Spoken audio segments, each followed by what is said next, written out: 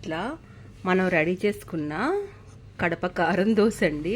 పేరైతే బాగుంది, టేస్ట్ కూడా చాలా బాగుందండి. చాలా స్పైసీగా ఉంది. ఇంకా చట్నీ ఏం అవసరం లేదేమో. మేమైతే కాంబినేషన్ ఈ అల్లపచ్చడి అండి. ఈ అల్లపచ్చడితో ఇది మా పిల్లలైతే చాలా బాగుంది అన్నారండి. నేను తినలేదు కానీ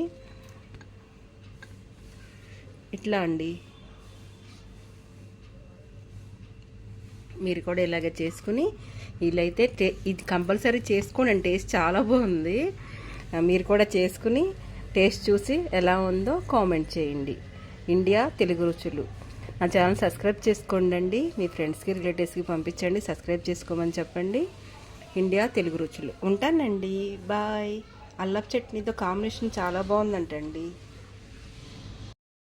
కాంబినేషన్ అయితే చాలా బాగుందండి. కడప కారం దోశతో విజయవాడ అల్లపు చట్నీ అండి. కాంబినేషన్ చాలా బాగుంది. పేర్లు ఎవరు పెట్టారో కానండి, ఎక్సలెంట్. కడప కారం దోశతో విజయవాడ అల్లపు చట్నీ అండి. సూపర్గా ఉందండి.